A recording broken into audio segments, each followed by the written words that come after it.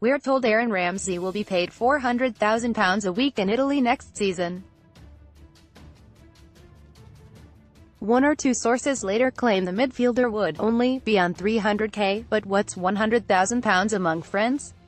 Juventus confirmed the capture of Aaron Ramsey on a 4-year deal. Then Jadon Sancho, originally from a tough estate in Camberwell, twinkles to life for a German team in Spurs Champions League tie at Wembley. Further proof in 1 week, then, that the football world is shrinking. Or rather that football is shrinking the world.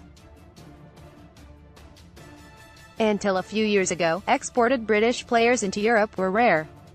You can count on the fingers of one hand those who had been highly successful until Gareth Bale moved from Spurs to Real Madrid, and the man with the silly ponytail doesn't appear to be greatly loved in the Bernabeu.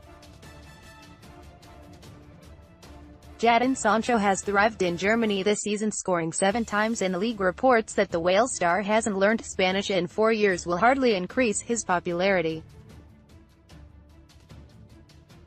Any language should be easy after Welsh. Well, Ramsey will certainly be able to afford an Italian language coach.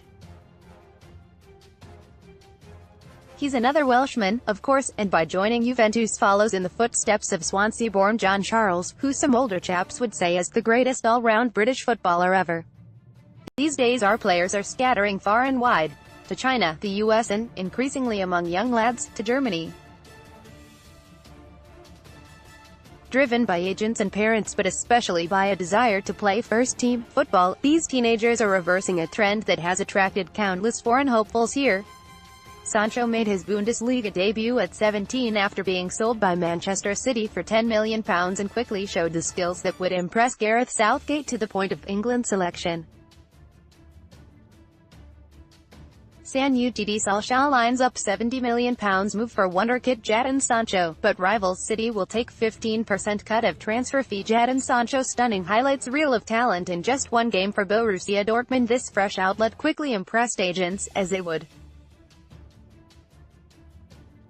Encouraged by the now 18-year-old's brilliance and, no doubt, his earnings with Dortmund, scouts are scouring our leagues for aspirants with a sense of adventure. Callum Hudson-Odoi is one. Also 18, he has shrilly demanded to leave Chelsea in a move that would cost Bayern Munich £35 million or more. In this country, football is highly privileged. Clubs are permitted to take a serious interest in players barely in primary school. The numbers from that age onwards are huge, probably tens of thousands. Most consider attendance more important than going to boring old school. Many clubs also register foreign youngsters, providing them with an education as well as intensive coaching.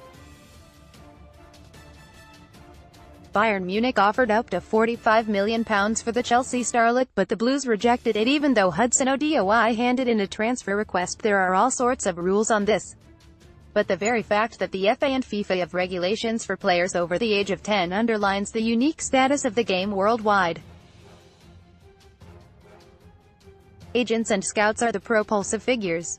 From desert sheikdoms to Pacific atolls, the obsession with football, accelerated by TV and its ladles of cash, is bringing all sorts of countries into play.